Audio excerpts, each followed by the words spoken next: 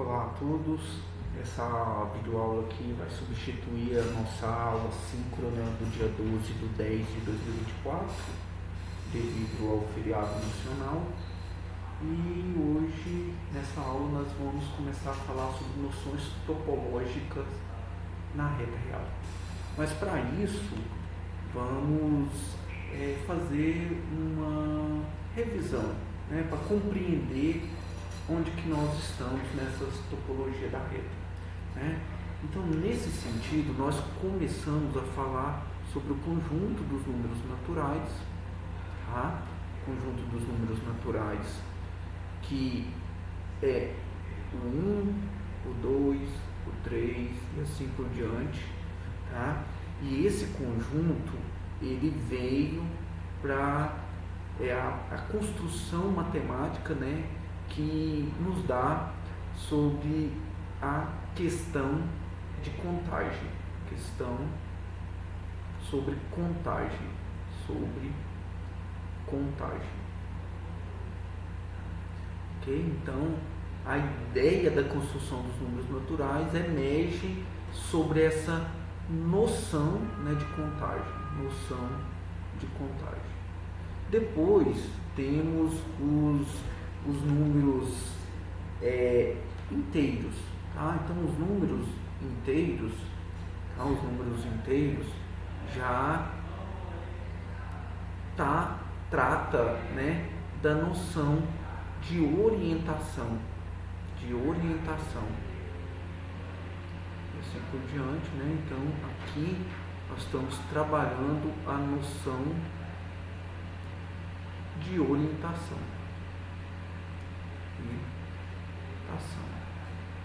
Ok?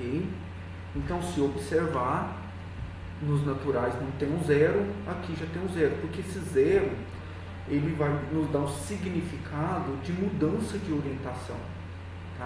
Então, por exemplo, 0 graus Celsius não significa que não existe temperatura. Então, o significado do zero não é só de ausência de alguma coisa, é um significado mais amplo. Então, ele significa, além de ausência, dependendo dos casos, ele significa um ponto de simetria, um ponto de mudança de orientação. Então, por exemplo, 0 graus não significa que tem ausência de temperatura. Tem temperatura, mas se a gente olha assim, então tem aqui 0 graus Celsius. Então, nesse sentido, nessa orientação, tem um significado, ele esquenta, vamos dizer assim, a temperatura, e nesse sentido aqui esfria. Então, o zero, ele é um ponto, que tem um significado de mudança de orientação. Então, os inteiros, ele vem para trabalhar essa questão também de mudança de orientação. E os números racionais, que no caso são as frações, okay? No caso aqui P pertencente aos inteiros e Q também pertence aos inteiros, só que sem o zero. Então ele já vem dessa noção de medida, noção de medida. E aí, nesse caso, já entra a questão de segmentos que nós vimos. Então, se eu tenho um segmento aqui, um segmento AB, e quero medir esse segmento AB, nós vamos usar um segmento aqui, que eu vou chamar O1, que é a nossa unidade, como parâmetro. Então, se eu quero medir esse segmento AB, eu vou pegar essa unidade padrão e vou ver quantas vezes ela cabe, aqui nesse segmento. Se couber uma quantidade exata, nós vamos ter um número natural ou um número inteiro, dependendo da orientação. Mas se não couber uma quantidade exata, o que nós temos que fazer? Nós temos que subdividir esse segmento. Então, nós temos que, vamos pensar o seguinte, que aqui está o segmento 1, 2, mas não coube ele, então não coube o que está o segmento. Então, que coube uma vez, 2 vezes, 3 vezes, mas faltou esse pedacinho aqui. Então a gente subdivide aqui o segmento e aí vai subdividindo aqui também. Então vai ficar aqui subdividido o segmento e ele cabe aqui. Então nesse segmento aqui, né, então o segmento O1 aqui, né, cabe 2 vezes. Já que no segmento AB, né, então vamos pensar que isso aqui, né, aqui é o que nós chamamos, nós dividimos no tamanho N, então cabe 2 vezes o N aqui. E no segmento AB já vai caber aqui então, né, 1, 2, 3, 4, 5, 6, 7 vezes, né? Então já cabe 7N, ok? Mas se a gente observar aqui, então o nosso M, né? Nosso M, vamos dizer assim, que é a nossa unidade, 1 dividido por 2. Então aqui o nosso segmento AB vai ser 7 e o M é 1 sobre 2, né? Onde nós vamos ter o nosso 7 meios, né? Que aí nesse caso nós estamos falando o seguinte: o numerador aqui é a quantidade de vezes que esse segmento que foi subdividido, M, cabe aqui no segmento AB. E o 2, que é o denominador, é a quantidade de vezes que esse segmento cabe na unidade. E aí a gente tem uma proporção, né? Uma relação proporcional que vai nos dar a medida desse segmento, e é o que nós temos aqui, o nosso número racional. É claro, né, igual nós vimos nas nossas aulas anteriores, né, que nós podemos construir um segmento, né? Então nós pegamos aqui, por exemplo, o quadrado de lado 1 e nós temos aqui a diagonal desse quadrado, né, que eu vou chamar aqui, por exemplo, de x. Então a medida desse x, né, nesse caso aqui, usando o teorema de Pitágoras, tem que satisfazer a seguinte relação, né? Nós temos lá que a hipotenusa ao quadrado vai ser igual à soma do quadrado dos catetos, tá? Ou seja, então essa medida que a gente quer encontrar, ela satisfaz esta equação. Agora, o que é interessante a gente não consegue encontrar uma proporção dessa, né, uma fração dessa que satisfaça isso aqui. Então essa medida aqui não é um número racional, então é um outro tipo de números. Mas que número é esse? Tá? Mas que número representa a medida x, né? Então que número que representa isso? E aí a gente trabalha isso de uma forma que é o que nós vamos chamar de número irracional. Então um número irracional para nós vai ser aquele que nós vamos aproximar dele de uma coisa conhecida. Então, se eu quero saber que número que representa essa medida x, de tal forma que x ao quadrado é igual a 2, o que nós vamos fazer? Nós vamos aproximar essa medida a partir de alguma coisa que nós conhecemos, né? A partir de alguma coisa que nós conhecemos. E nós vimos isso numa das aulas anteriores, né? Nós podemos usar isso, podemos usar o que nós chamamos de representação decimal, né? Então nós podemos usar a representação decimal para tentar, né, representar esse número aí, tá? Para tentar representar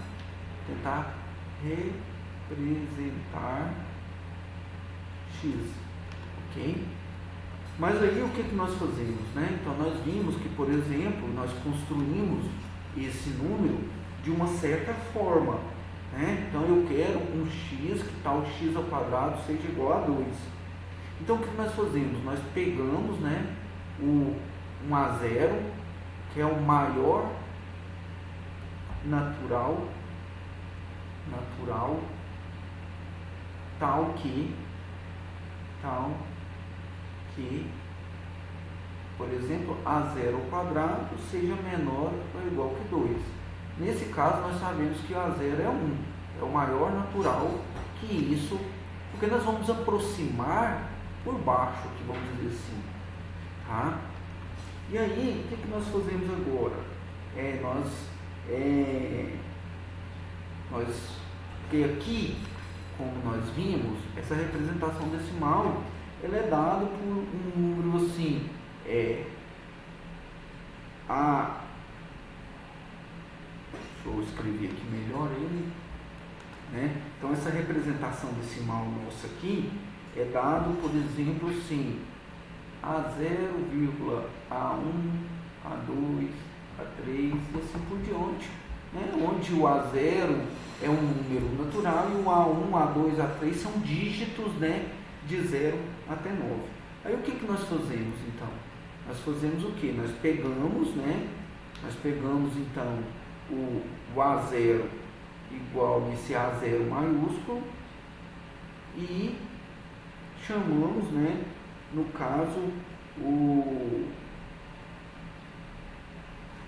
e nós vamos agora tentar construir o A1, tentar construir o A1. Como que nós construímos esse A1?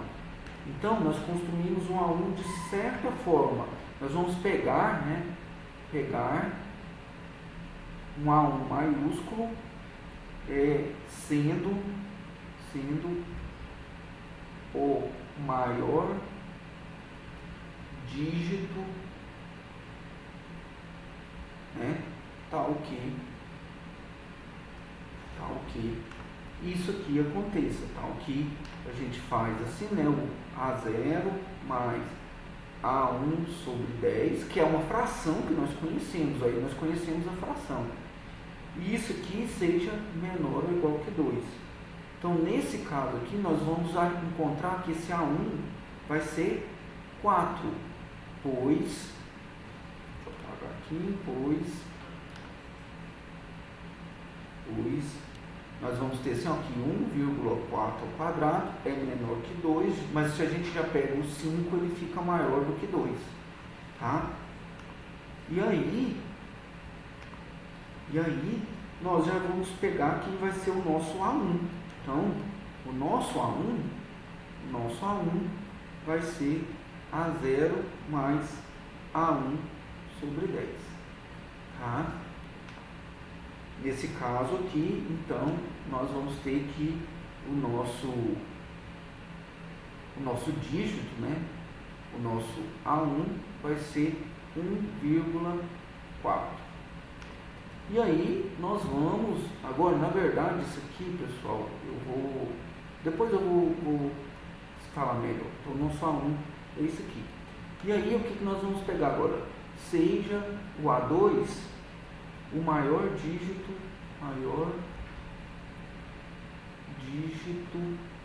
né, tal que nós vamos ter aquela questão, o A0 mais o A1 sobre 10 mais o A2 sobre 10 ao quadrado elevado ao quadrado seja menor ou igual que 2. E aqui nós vamos ver que esse A2 ele vai ter que ser 1, pois nós temos aqui que 1,41 ao quadrado é menor que 2 e é menor 1,42 ao quadrado. E assim nós vamos construir então quem vai ser o nosso A2. Nosso A2 vai ser A0 mais A1 sobre 10 mais A2 sobre 10 ao quadrado. Tá? Então, nesse caso aqui, o nosso A2 é 1,41. E aí a gente vai construir, né, tanto esse número aqui, tanto esse, eu vou apagar esse aqui porque na verdade é outra coisa. Vou apagar. Nós vamos construir tanto o número decimal quanto a gente está construindo uma aproximação, que é uma sequência. Então, nós estamos construindo aqui uma sequência onde vai ser A0, A1, A2 e assim por diante, que é a nossa sequência, que é a sequência 1, 1,4, 1,41 e assim por diante. Nós estamos construindo aqui uma sequência que aproxima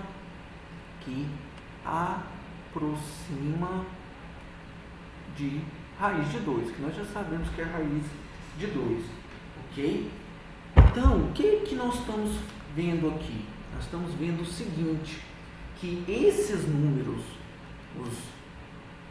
os números que nós chamamos de irracionais, que nós sabemos que são decimais infinitos, não periódicos, ou seja, a gente não consegue explicitar eles exatamente, então a gente aproxima deles, então a gente faz para construir eles, ou melhor, representar, nós fazemos uma aproximação, uma aproximação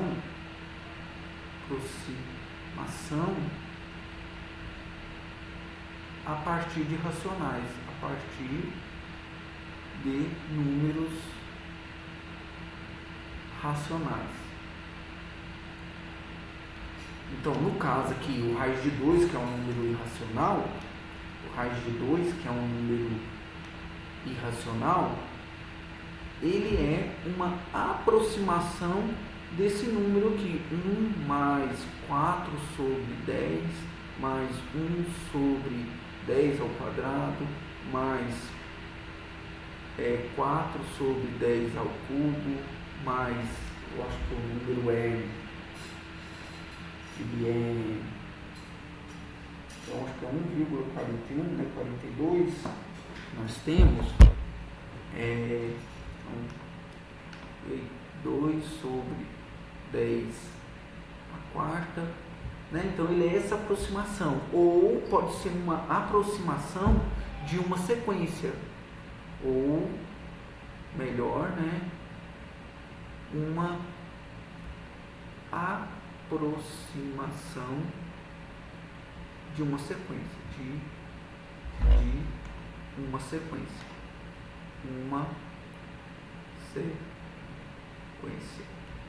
Que sequência seria essa? Essa aqui, 1, aí depois 1 mais 4 sobre 10, depois qualquer outro número da sequência, 1 mais 4 sobre 10 mais 1 sobre 10 ao quadrado, e assim por diante. Só que nós não escrevíamos assim, né? Por uma questão de notação, nós escrevemos assim, 1,4,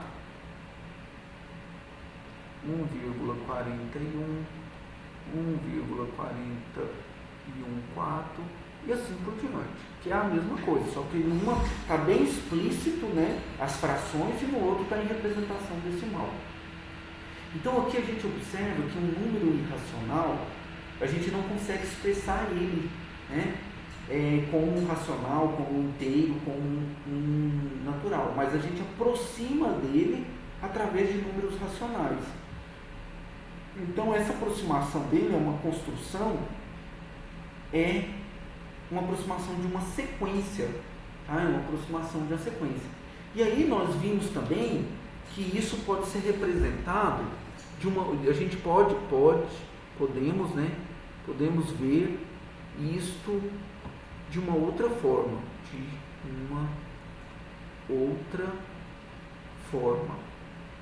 que é o que nós chamamos, né, de completude, tá? Que nós chamamos de completude de um corpo, completude de um corpo. Completude de um corpo. Tá? Então nós podemos ver isso dessa forma, que um vai juntar com o outro. Tá? Então o que seria a completude de um corpo? Seria o seguinte, vamos pensar agora na reta orientada aqui, né? Então nós temos aqui o 0, o 1, o 2 e assim por diante, aqui o 3, e aí nós temos aqui a medida, né? Então essa aqui é aquela medida x, daqui até aqui é o nosso x lá, que tal que x ao quadrado é igual a 2, é o nosso raiz de 2, né? Então o que seria essa completude? Então a gente olha o seguinte, em um conjunto que é ordenado, tá? Então, em um conjunto, o que seria um conjunto ordenado? Quando a gente sabe, a gente consegue falar que um número é menor do que o outro. Então quando a gente consegue definir essa relação de ordem, uma relação de ordem, nós falamos que o conjunto é ordenado.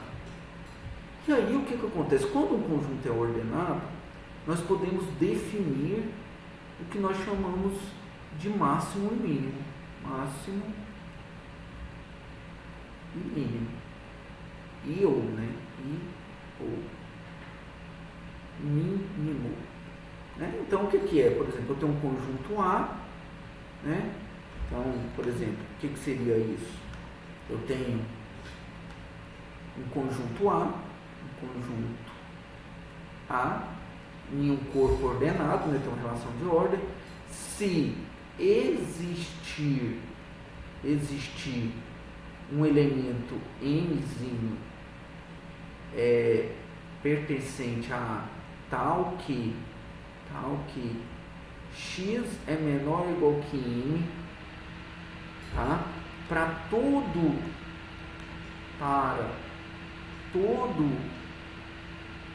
x pertencente a A, nós chamamos esse m de máximo, tá? E se existe um outro elemento m0, tal que x é maior ou igual que esse m0 para todo x, nós chamamos esse elemento de mínimo. Agora, o que se observa? Se observa que no conjunto dos racionais,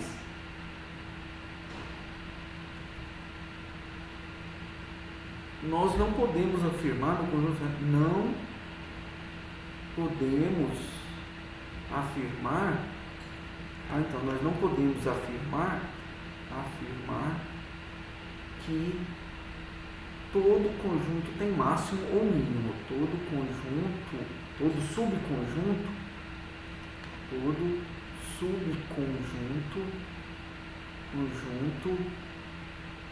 de que tem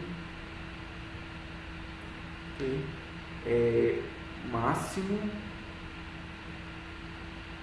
ou mínimo. Nós não podemos afirmar isso. E nós vimos isso, né? Por exemplo, nesse conjunto aqui, o conjunto E, por exemplo, que são os elementos, né? Os R pertencentes aos racionais, tal que R é positivo e R ao quadrado é menor que 2. Isso aqui é um subconjunto de Q, então isso aqui está contido em Q, mas não tem máximo. Nós vimos que mais não tem máximo. Tem máximo.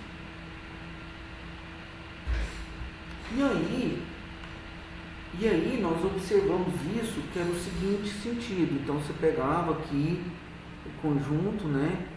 O 0, o 1, o 2 e assim por diante. E aqui estava, vamos dizer, o raiz de 2. Então o que nós íamos fazer? Nós íamos pegando um elemento que nós ia supor que é máximo, mas a gente encontrava outro maior que ele. Aí nós pegávamos esse, encontrava outro que era maior. Pegava esse, encontrava outro que era maior. E aí nós criávamos uma sequência de elementos que a gente queria que fosse máximo, mas a gente nunca conseguia isso, tá? E aí só que ele não era máximo, mas ele se aproximava. Então essa construção, né? Então essa construção de elementos que queríamos que fosse máximo, né? que fosse máximo, e não era, porque a gente sempre encontrava alguém maior, se aproximava de algo,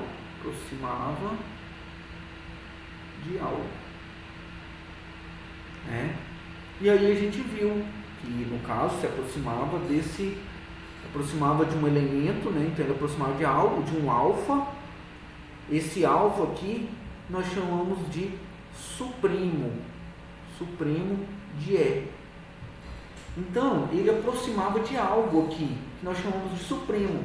Esse supremo, então, ele fazia um papel de máximo desse conjunto aqui, só que ele estava fora do conjunto. Ele fazia o papel de máximo desse conjunto, mas estava fora do conjunto, porque para ser máximo ele está dentro do conjunto, tá? E aí sim, nós generalizamos, vamos dizer assim, o nosso conceito de máximo, que era esse supremo. E esse supremo aqui, na verdade, é o raiz de 2. É ele que faz esse papel de máximo, tá? E a mesma coisa, a gente poderia olhar aqui por cima, e aí ele ia fazer o papel de ínfimo, né, de mínimo, que é o estender. Então o que acontece? Só que para a gente trabalhar com isso aqui, então aí o que acontece? Nós temos o conceito de completude. Então o que é um conceito de completude? O conceito de completude seria o quê? Seria dizer, né, que todo conjunto, então vamos dizer assim, que todo corpo ordenado, limitado, superiormente, vamos dizer assim,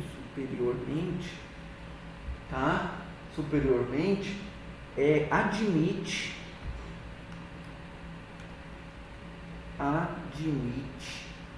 supremo. Ou a gente pode falar de outra forma também, assim, todo corpo ordenado, tá? Não é todo, assim, todo corpo, né? Todo subconjunto, todo subconjunto. Então, todo subconjunto S contido nesse corpo ordenado, limitado superiormente, admite supremo. E a mesma coisa, todo subconjunto I contido em K, né? Esse K é o corpo ordenado, tá? Esse K é esse corpo ordenado, limitado, inferiormente, possui ínfimo, possui ínfimo. Isso é a característica de completude, tá? Então quer dizer o quê? Quer dizer que os racionais não é completo, porque existe subconjunto neles que não tem,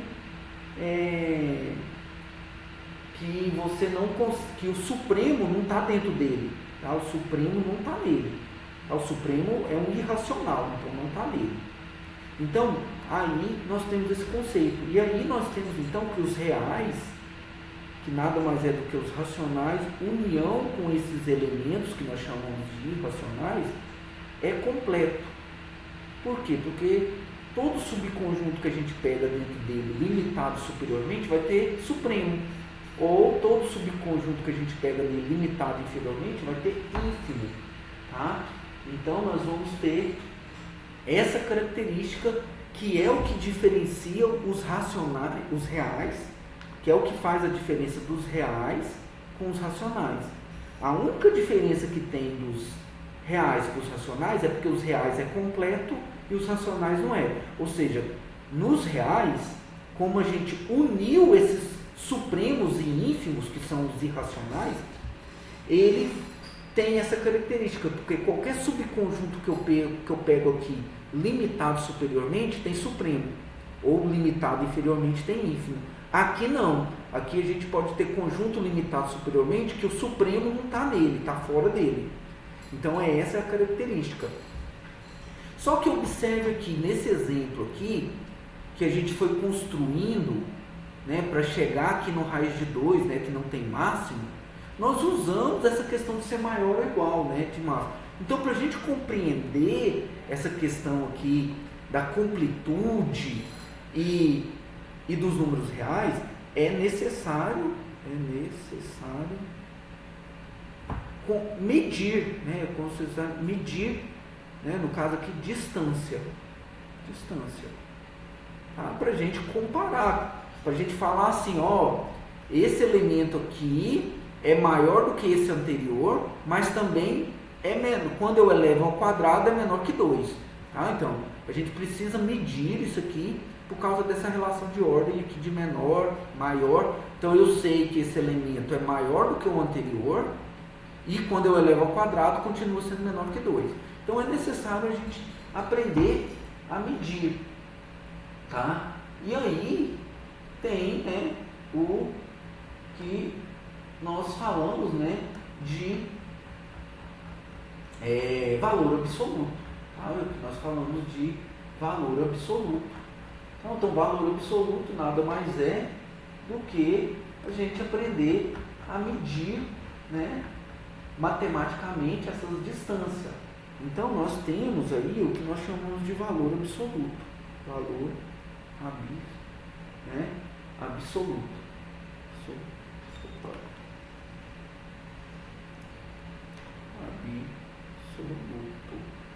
Então, o valor absoluto nada mais é, né, que uma função, né? Então, é uma função que é dada por essas duas barrinhas, né, que um pouquinho que vai dos reais em R+, onde nada mais é que a gente pega assim, pega um elemento, né, ele vai ser o próprio elemento, se esse elemento é maior ou igual que 0, vai ser menos ele se ele for negativo. Então é a medida, né? Então, por exemplo, se eu pego assim, qual que é a medida do 5? Como ele é positivo, é o próprio 5. Qual que é a medida do menos 5? Então, como ele é negativo, a gente multiplica por menos e torna a medida dele 5. Tá? Então, nós temos isso aqui porque ele vai medir. Ok? Então, o que nós vamos ter? E aí, então, basicamente, isso aqui, a gente tem que entender o que significa essas medidas. E nessas medidas aqui, nós temos algumas propriedades. Tá? Nós temos algumas propriedades. Tá? E a principal propriedade é o que nós chamamos de desigualdade triangular. Tá? Então, porque quando a gente pega assim, soma x mais y, essa medida aqui é menor ou igual que a soma das medidas dos dois lados. Tá? Então, quando a gente soma essas medidas, é menor ou igual. Isso aqui é o que nós chamamos de desigualdade triangular. Desigualdade triangular. Tá? Isso aqui faz para a gente medir. Então, o que acontece? Então, nós temos algumas questões para a gente entender. Então, quando a gente fala assim, matematicamente, que eu escrevo assim, ó, x menos 3 é menor do que 1. O que significa isso aqui? Então, está falando o seguinte, então eu tenho aqui o 3 que está aqui, o 3 está aqui, e aí, toda essa, então, se eu pego, vou pegar aqui, então eu vou pegar, então na verdade isso aqui está querendo dizer para nós que é o seguinte, tá? Isso aqui está querendo dizer para nós, tá? Aqui está querendo dizer para nós que x menos 3 é menor que 1 e maior, que é 1 e maior que menos 1. Ou seja, o x, né? O x aqui, se eu passo o menos 3 por dois lados, então o x aqui é 1 mais 3 e aqui menos 1 mais 3, ou seja, é de 2 até 4, né? Ou no fundo, o que a gente está fazendo aqui é que a distância do x até o x, então ele está variando de 2 até 4. Então está aqui, ó, vou pôr de vermelho, o 2 e aqui vai estar o 4. Então esse que está falando é essa distância aqui, que é eu pego o 3 aqui, esse 3 aqui, ó, é o centro desse segmento, tá? Então nós temos aqui, olha, é o centro, e eu tenho uma distância de uma unidade para a direita e uma unidade para a esquerda, que é o que está falando isso aqui. E aí a gente tem, então, essa distância. Então, isso aqui, para quê? Porque agora nós vamos começar a falar de um conceito interessante, que é a topologia. Então, quando nós temos aqui, vamos pensar lá no número 0, 1, 2, eu aqui vou pensar que eu vou pôr uma bolinha aberta aqui, que é o que a gente fala sobre intervalo, é o nosso raiz de 2. Então eu venho com os segmentos aqui, ó, ele aproxima do raiz de 2, mas nunca é raiz de 2, nunca é raiz de 2. E aí então nós vamos começar a compreender o que significa isso. Por quê? Porque nós aprendemos lá na escola, por exemplo, o segmento A, B, esse intervalo, né? Intervalo da reta é o x pertencente a R, tal que A menor que x menor que B. Nós chamamos de intervalo aberto. Intervalo aberto. E, por exemplo, aí nós chamamos o outro, que é assim, nós denotamos assim, por x pertencente a R, tal que A menor ou igual que x menor ou igual que B, é um intervalo fechado. Intervalo fechado. E aí nós temos o semiaberto da direita e o semiaberto da esquerda, né? Então nós temos isso aqui. Só que a gente tem que compreender o seguinte: o que característica, qual que é a característica que tem principal para falar que isso aqui é aberto e isso aqui é fechado? Nós aprendemos, né, que é o B e o A, né? O A e o B pertencem aqui ao intervalo. Nesse caso, o A e o B não pertencem, tá? Então, para isso, a primeira coisa que a gente tem que compreender, aí a gente tem a primeira definição, é sobre se ele está ou não nesse intervalo. Só que agora nós não vamos falar de intervalo, nós vamos falar de um conjunto qualquer. Então, a primeira definição que a gente tem é essa: seja x contido nos reais, um subconjunto, e x pertencente a esse x. Nós vamos dizer se ele está lá dentro ou não, né? Vamos dizer assim, se ele está na fronteira, né? Porque a nossa questão é o B e o A. Aí nós vamos dizer, ó, dizemos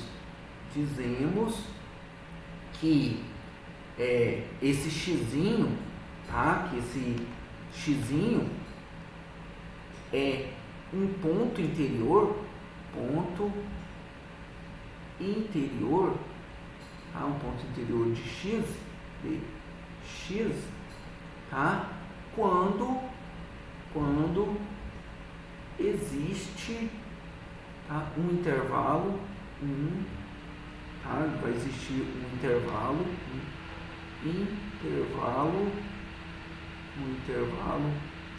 AB tal que tá? O x vai estar em AB, x pertence a B, que está contido no x. É isso que a gente vai tá falando. Na prática, o que está querendo dizer? Na prática, a gente está querendo dizer assim, ó, eu tenho um conjunto x aqui. Esse aqui é o conjunto x.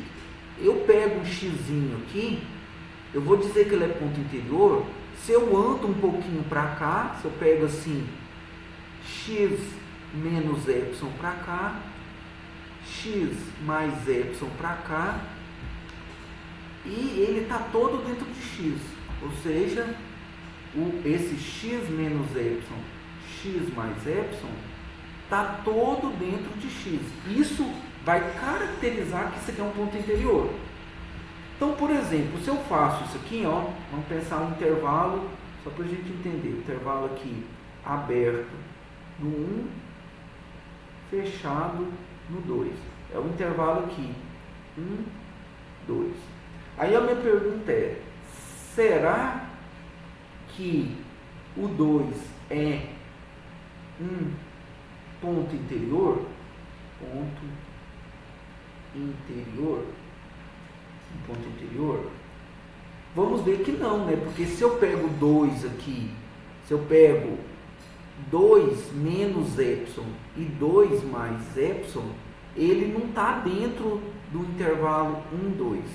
Não está dentro. Então ele não é ponto interior, porque se eu andar um pouquinho para a direita aqui, ele sai fora do conjunto, tá? Então isso aqui já vai nos dar algumas características. Por quê? Porque, por exemplo, aqui nós vamos ver que o raiz de 2 não é ponto interior, daquele conjunto nosso aqui, ó, desse conjunto aqui. Então ele não é ponto interior desse conjunto, o raiz de 2 não está dentro desse conjunto. Por quê? Porque se eu ando um pouquinho para a direita e um pouquinho para a esquerda e pego esse intervalo, né, então se eu pego esse intervalo assim, raiz de 2 menos y e raiz de 2 mais y, ele sai do conjunto. Então ele deixa de ser ponto interior. O raiz de 2. Né? Então o raiz de 2 não está lá dentro. Okay? Então essa é uma característica essencial, né, tá? Do que nós vamos ver sobre ponto interior. Tá? Então é isso que a gente chama de ponto interior. Tá? Então, na prática, o que nós temos? Nós temos isso aqui. Então, vamos escrever aqui. Então, x é um ponto interior de um conjunto x, tá? Se existe, então aí a gente vai matematicamente, né? Se existe um y maior que 0, tal que a gente põe ele no interior, tal que y menos x é menor que y, implica que o y pertence ao x. Então, no fundo, né? No fundo, o que a gente tem é assim, é a reta, tá? Reta aqui, aí eu pego o ponto x aqui, como eu disse para vocês anteriormente, aqui, ó. Então, esse aqui está fazendo o papel do centro aqui, ó, do centro, e isso aqui é a distância, um para cá e um para cá. Então, o que está querendo dizer aqui, ó, o x está fazendo o papel do centro, eu estou andando y para cá e y para cá. Então, eu estou andando y para cá e y para cá. Então, no fundo, aqui eu tenho assim, ó, x menos y e aqui eu tenho x mais y. E está falando que os y está tudo aqui dentro. Então, o y está aqui dentro. E, além de ele estar aqui dentro, ele tem que estar no conjunto maior. Então, está querendo dizer que esse x menos y, x mais y, está contido em x. Então, é isso que está querendo dizer. Tá? Então, aí nós temos isso aí. Agora, nós pegamos o seguinte, né? Então, nós chamamos, né? Vou chamar assim, ó, um pouco diferente da int de x. Ele é o conjunto de todos os pontos interiores de x. Ok? Então isso aqui, então só para vocês entenderem, se a gente pega aquele conjunto E, que é os x pertencente aos racionais, tais que x é maior ou igual que zero e x ao quadrado é menor que 2. Então, por exemplo, o raiz de 2 não pertence ao int de x. Não pertence ao int de x. Tá? O raiz de 2 não pertence ao int de x, porque ele não é ponto interior aqui. Porque se eu ando um pouquinho para a direita e um pouquinho para a esquerda, ele sai desse conjunto. Tá? Ele sai desse conjunto. Ok? E aí, então, nós temos agora o que nós chamamos de conjunto aberto. Porque aqui nós temos o que nós chamamos de intervalo aberto. Agora nós vamos generalizar isso aqui, que é chamar o que é um conjunto aberto. Então, um conjunto X é chamado de conjunto aberto. Conjunto aberto. Se nós tivermos, né,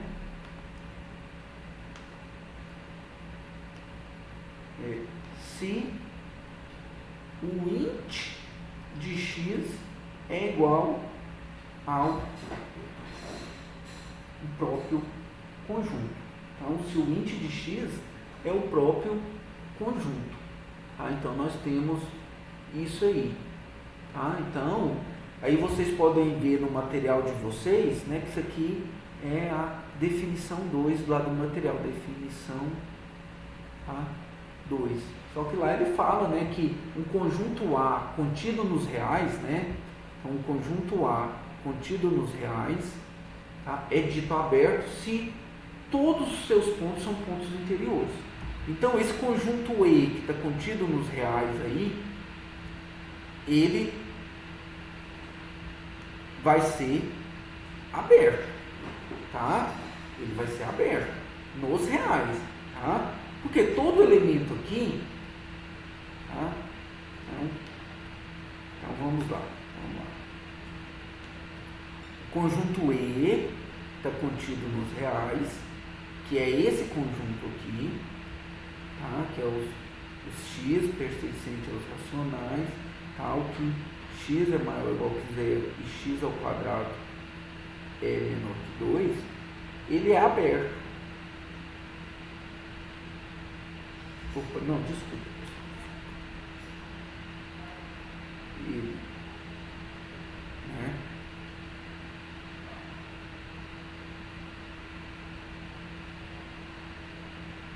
Aí a gente vai então trabalhar que todo o conjunto, que todos os pontos são pontos interiores, né? Então todos os pontos são pontos interiores dele, tá? Aí a gente vai ter que esse conjunto é um conjunto aberto, ok? E aí vocês podem ver no material de vocês, tem alguns exemplos para dizer se um conjunto é aberto ou não. E aí aqui agora eu vou fazer com vocês um resultado. Resultado aqui, né, que vai ser um caso particular do teorema 1. Caso particular do teorema 1 do material de vocês, que é a aula 4. Teorema. Então, qual vai ser o caso particular? O caso particular é o seguinte, né? Então, seria isso aqui. Se A1 contido nos reais e A2 contido nos reais são abertos, ok? Então, nós vamos mostrar que o A1 interseção com A2, tá, é aberto. É isso. Nós vamos fazer um caso particular para a gente compreender aqui. Tá? Como que a gente mostra? A gente vai pegar um ponto desse conjunto aqui da interseção e vamos mostrar, então, um ponto qualquer, e a gente tem que mostrar que ele é um ponto interior. Tá? Então, a gente vai mostrar que ele é um ponto interior. Então, a primeira coisa que a gente vai fazer, então vai ser o seguinte: seja, né, x pertencente a A1 interseção com A2. O que isso significa? Né? Então, o x pertence a A1, né, porque ele está na interseção, e o x pertence a A2. Ok? Tá? Agora, como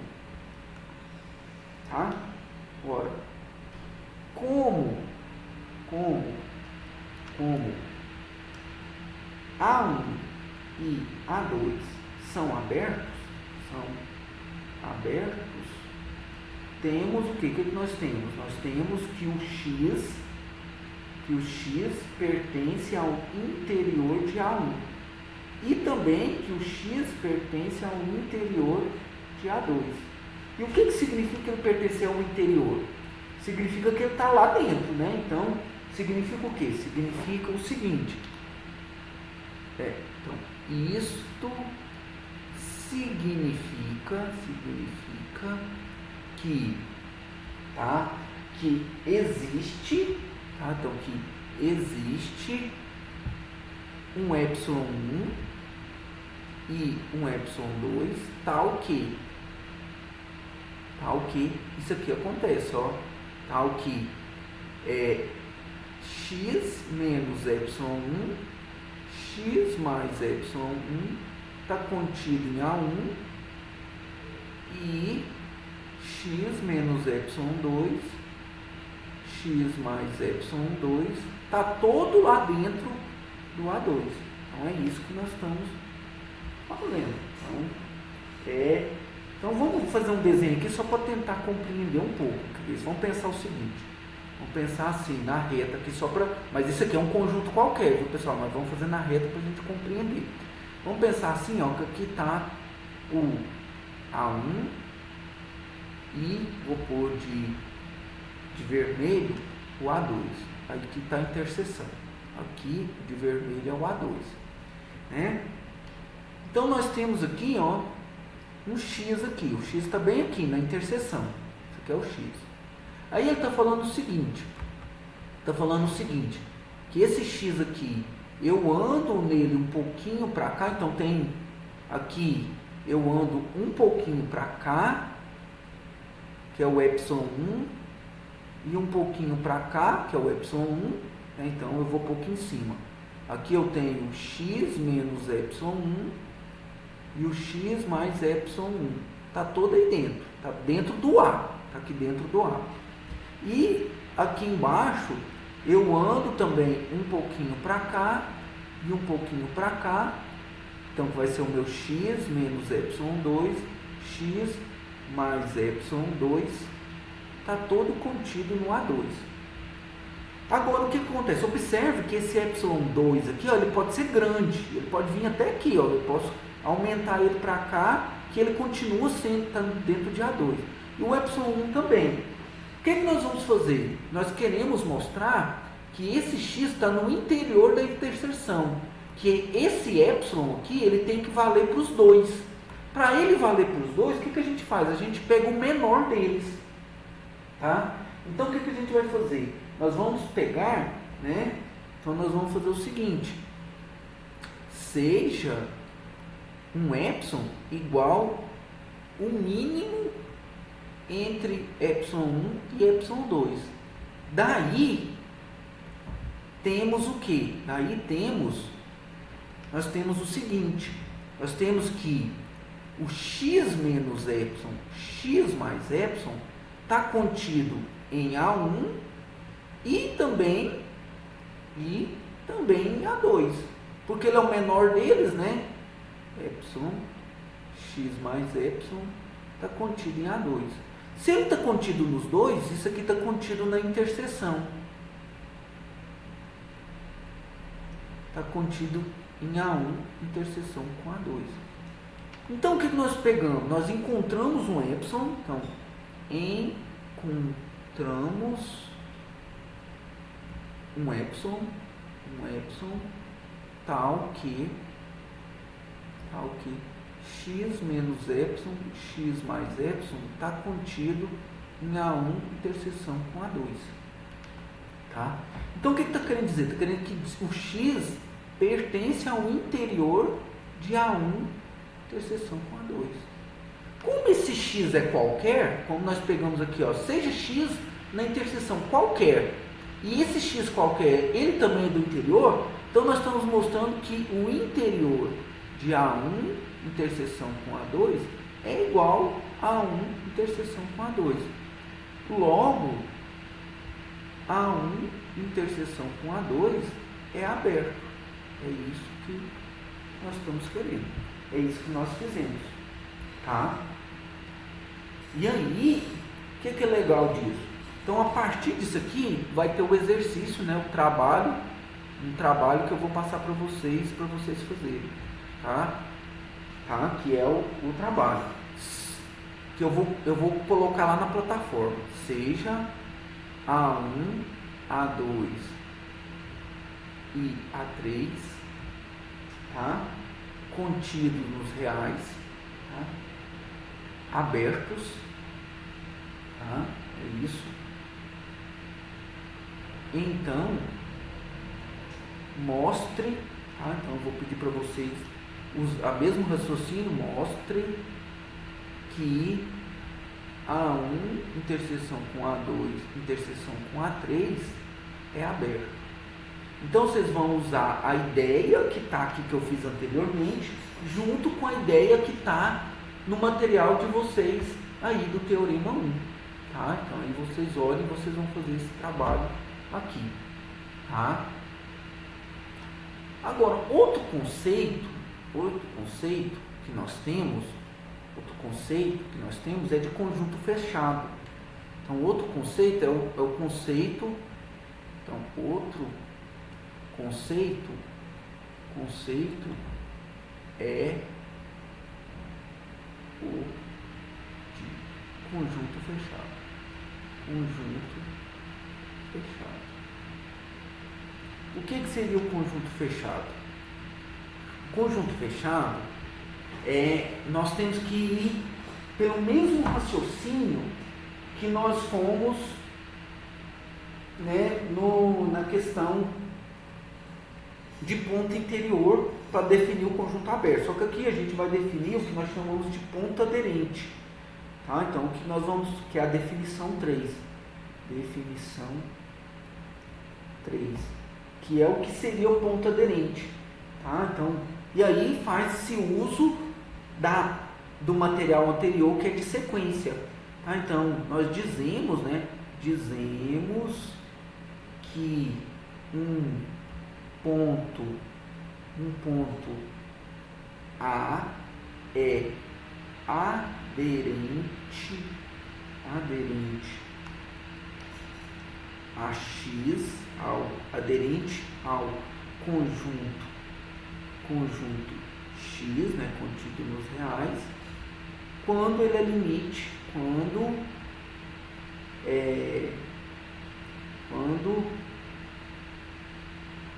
limite, né, de xn é igual a A para pontos da sequência xn que pertencentes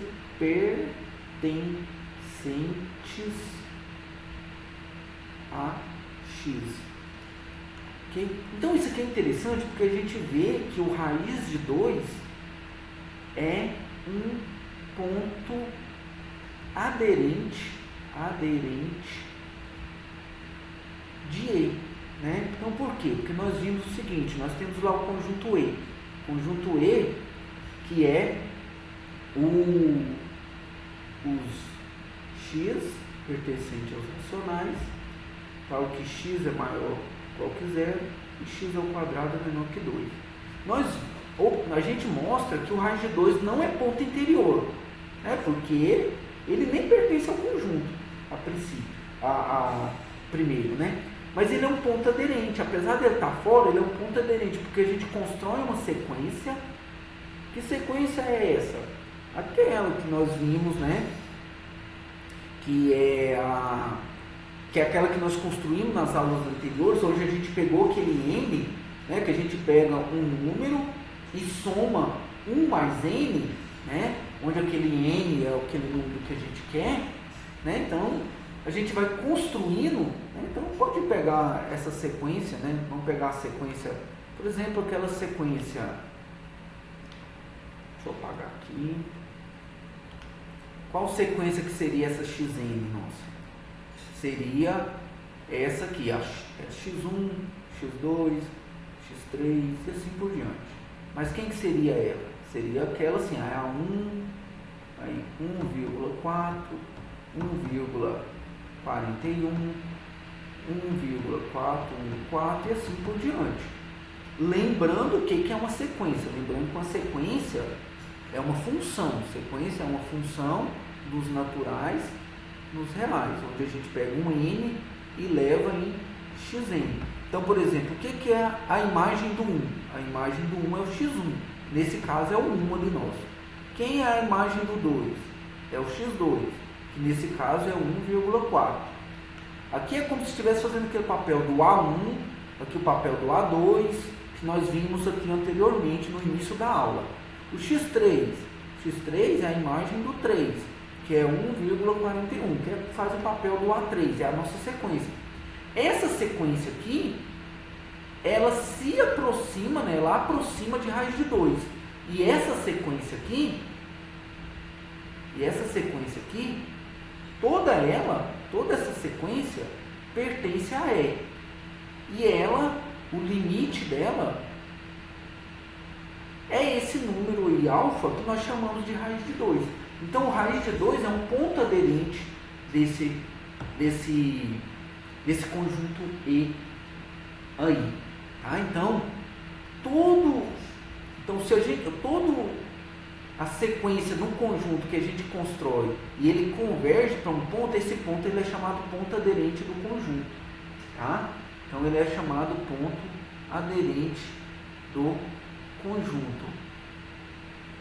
E aí, o que nós vamos ter? Da mesma forma que a gente definiu o que é interior de um conjunto, a gente define o que é fecho. Então, definição 4. Então, nós definimos assim, ó, o fecho de um conjunto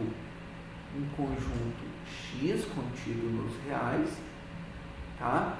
Então, ele é formado, né, então, que nós chamamos assim, ó, de X barra, tá? Ele é formado, né, por todos os pontos aderentes. O fecho é formado por todos os pontos aderentes de X. Lembrando, né? Então, vamos supor, vamos pegar esse conjunto aqui, vamos ver o conjunto, vamos pegar esse conjunto aqui. Vou pegar o conjunto A como sendo esse intervalo 1, 2. Ele é aberto, tá? Nós sabemos que o interior de A é igual ao próprio A, porque isso aqui ele é um conjunto aberto. É um conjunto aberto. Mas o que nós sabemos também? Nós sabemos quem que é o fecho desse conjunto. Então, quem que seria o A? Isso. O fecho desse conjunto são todos os pontos aderentes.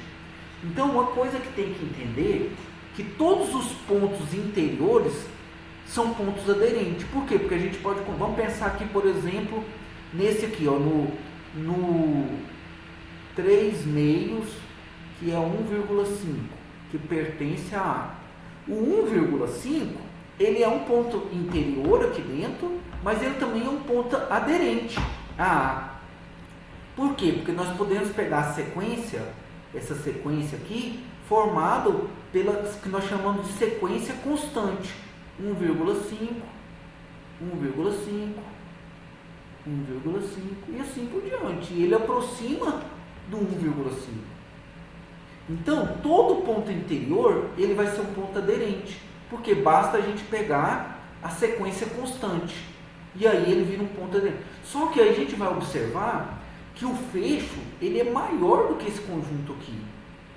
Por quê? Porque nós podemos pegar o 2, ele é o limite dessa sequência aqui. Por exemplo, a sequência 2 menos 1 sobre n. Tá? Então, por exemplo, se eu construo essa sequência, minha sequência xn é a seguinte. A xn, né, que é a x1, x2 e assim por diante, né, lembrando que x1 é a imagem do 1. x2 é a imagem do 2. E assim por diante. Então, o que seria essa sequência? Essa sequência nossa seria a seguinte. A x1 é a imagem do 1. Então, dá o quê? Dá 2 menos 1 sobre 1. Que dá... aqui no caso eu vou pegar o seguinte, assim, ó. N mais 1. Tá? Então, por exemplo, quando o n é 1, então, o que é a imagem do 1? A imagem do 1 é 2 menos 1 sobre 1 mais 1. Que no caso aqui vai dar 2 menos meio, né, que dá 2 menos meio, então dá 1,5. Então ele pertence ao conjunto A. E aí, gente, o que é a imagem do 2? É 2 menos 1 sobre 2 mais 1. Ou seja, dá 2 menos 1 terço. E aí vai dando o valor que está aqui, porque aí vai diminuindo. Então, aqui quem que vai ser a nossa sequência? Nossa sequência é 2, eu vou colocar calculadora, eu vou colocar em fração. Tá? Então vai ser, aí no caso vocês façam em casa para vocês verem. Então a sequência, a imagem do 1 é 1,5. Quem que é a imagem do 2? É 2, né? Então vai ser 2 menos 1 terço, né? Então 2 menos 1 terço. Só um momento que eu estou fazendo a continha aqui. 2 menos 1 terço. Que dá então 1,66. Então vem cá. 1,66.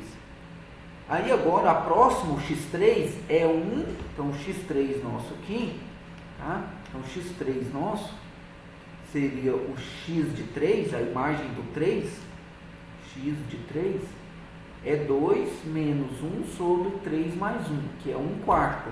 Então nós teríamos aqui, seria 2 menos, né, 2 menos 1/4. Que daria, no caso, 1,75. 1,75. E assim por diante. Aí vocês observem, faz mais aqui para vocês observarem, que essa xn, o limite dessa xn vai ser 2, vai aproximar de 2. Então esse 2, ele é formado por uma sequência que está aqui dentro. Então o 2, ele é um ponto aderente. 2 é ponto aderente desse intervalo aqui, 1, 2. Então vocês vão observar que o fecho desse conjunto aqui é esse conjunto aqui. Tanto 1 quanto 2 vão entrar para dentro do conjunto. Por quê? Porque a gente consegue construir uma sequência aqui dentro que vai para o 1 e uma sequência aqui dentro que vai para o 2. Quais seriam essas sequências? Seria essa aqui, ó, xn, igual eu pus aí, é 2 menos 1 sobre n mais 1. E a outra sequência, a gente pode escrever como sendo 1 mais 1 sobre n. Tá? Que também vai. Essa sequência aqui converge para o 2 e essa sequência aqui converge para o 1. Tá? Então, são pontos aderentes. Então, o fecho é esse conjunto aí. Tá? E aí, seguindo nesse raciocínio, nós dizemos que um conjunto é fechado, dizemos que um conjunto é fechado, tá? Quando o fecho é igual ao próprio conjunto. Tá? Então, quando o fecho. Por isso que nós chamamos desses intervalos. Na verdade, é uma extensão desse conjunto. Ó. Esse intervalo AB, esse aqui é aberto, é um conjunto aberto. Por quê? Porque o interior desse conjunto aí, AB, interior desse conjunto AB, é o próprio AB. Agora, esse conjunto aqui é fechado. Por quê? Porque o fecho dele, então quando a gente faz assim, ó, o fecho dele é o próprio conjunto. Ó, então, só para entender, se eu pego o conjunto assim, A, B, que é o aberto, o fecho dele inclui as extremidades. É isso aqui. Então, esse conjunto aqui não é fechado, porque o fecho dele é diferente dele. Ó. Esse conjunto aqui, o A e o B não está nele, mas está no fecho. Tá? Então, é isso que a gente tem que entender. Tá? Então, aí nós temos isso aí. E aí eu peço que vocês observem, né? E aí eu vou pedir, né, que vocês compreendam, né, que vocês façam também como um trabalho, tá? O trabalho 2 que vai estar nesse coisa, que vocês olhem aí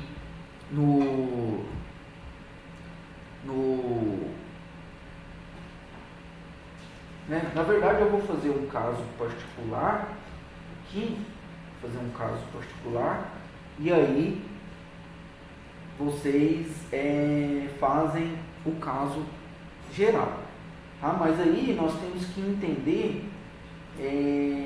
por exemplo, então, o que eu quero, né, que vocês compreendam. Antes de eu passar o trabalho, deixa eu apagar aqui, eu tenho que falar de uma coisa para vocês compreenderem o que é o trabalho.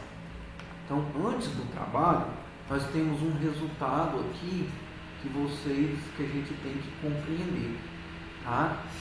Então, são dois resultados. O primeiro resultado diz o seguinte. Qual que é o primeiro resultado? O primeiro resultado é o seguinte, diz que um ponto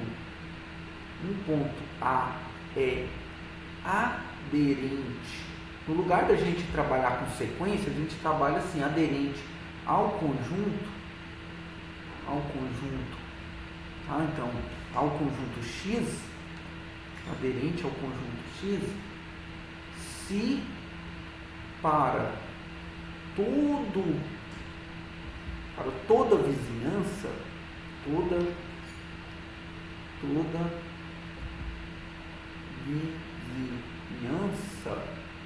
vizinhança, que eu vou chamar assim, ó, de V epsilon desse A, que nada mais é que A menos epsilon, A mais epsilon, tá? Então toda vizinhança de A,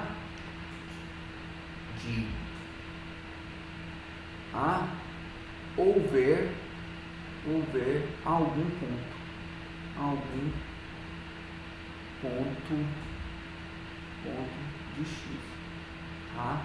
Então, no fundo, é isso que a gente está fazendo, porque o que a gente está fazendo é o seguinte, a gente pega uma vizinhança de A, então, para a gente construir essa sequência, a gente usa esse resultado. Então, a gente pega o seguinte, então, toda vizinhança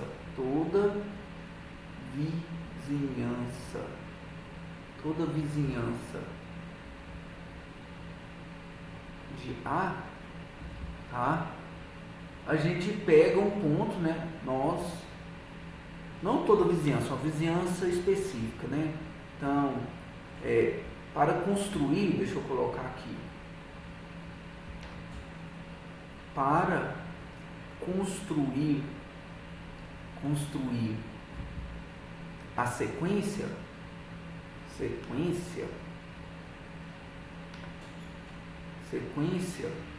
o que nós fazemos? Então, para construir a sequência, escolhemos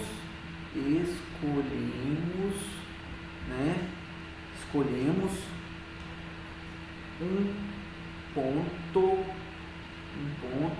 nas vizinhanças específicas, que é essa aqui, ó, xn pertencente a menos 1 sobre n, a mais 1 sobre n. Então é isso que nós fazemos, que foi mais ou menos o que eu fiz aqui em cima, tá?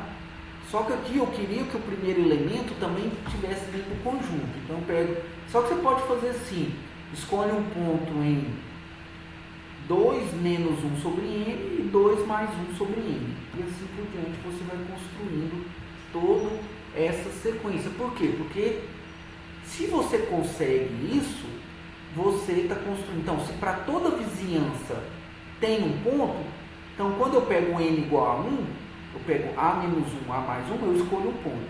Aí eu pego, e aí eu chamo de x1. Quando n igual a 2, é o a menos meio, o a mais meio. Escolho outro ponto, porque se ele é aderente, eu consigo. Agora, se ele não é aderente, eu não consigo construir essa sequência. Tá? Eu não consigo construir essa sequência. Tá? Por quê? Porque o que a gente está tendo é o seguinte, o que a gente está tendo é que o xn menos a é menor que 1 sobre n. Então, como isso aqui é a distância, né? A distância, o que a gente está tendo é o seguinte, quando o n é muito grande, significa que o xn está muito próximo,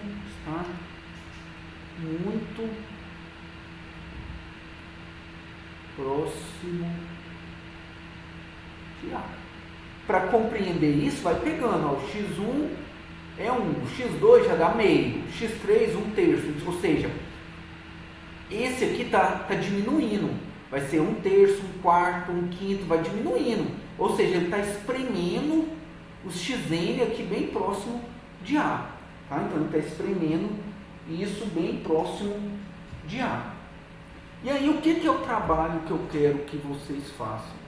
O trabalho que eu quero que vocês façam, que vocês observem, tá? É o seguinte, tá? Porque aí na próxima aula eu continuo a falar sobre isso, tá? Eu quero que vocês, o trabalho que eu quero é que vocês expliquem essas duas coisas aqui, ó. Trabalho 2. Trabalho 2 é o seguinte, explique os exemplos 7 e 8 da aula 4. Aí só que página, está na página 77. Ou seja, o que eu quero que vocês façam? Eu quero que vocês mostrem, ou seja, mostrar que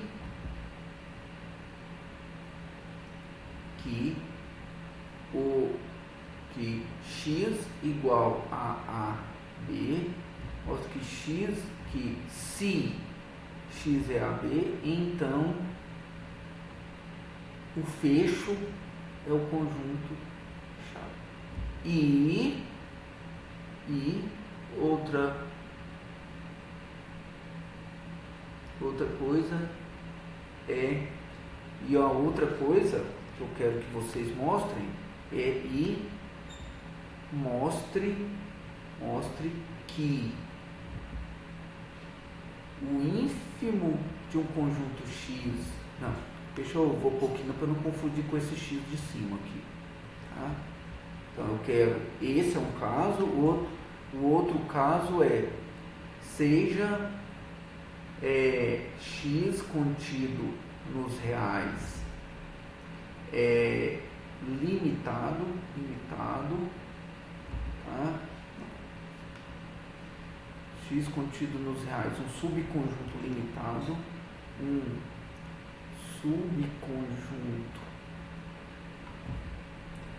limitado, limitado e diferente de vazio, tá? E diferente de vazio, então ele tem elementos, tá? Então mostre que alfa, que é o ínfimo, isso aqui é o ínfimo de x, e o beta, que é o supremo de x, são pontos aderentes. São pontos aderentes. Ok? Então é isso. Então eu quero que vocês, a partir dessa aula, que foi uma introdução, isso tudo, pessoal, é para a gente compreender, né, que esses números irracionais, eles são pontos aderentes, né, de conjuntos racionais. Então, por exemplo, raiz de 2, que é o sup daquele conjunto E, onde E é aquele, né, é os x pertencente aos racionais, tal que x é maior ou igual que 0 e x ao quadrado é menor que 2. Então, o que acontece? A gente vê, isso aqui são nomenclaturas para dizer que esse raiz de 2, ele é um ponto aderente desse conjunto. Ele não está nesse conjunto, ele está fora. Ele tem o papel de máximo, vamos dizer assim, para esse conjunto, que ele é o supremo. E eu consigo construir uma sequência que vai para ele. Então ele é um ponto aderente nesse conjunto. Tá? Então é por isso que a gente vê, tá? E aí a gente vai construindo conceitos que vai ajudar a gente a evoluir na matemática. E é aqui que vai dar sentido para a gente limite de funções depois. Tá? Então é isso. Então o que eu peço para vocês? Eu peço que vocês leem a aula 4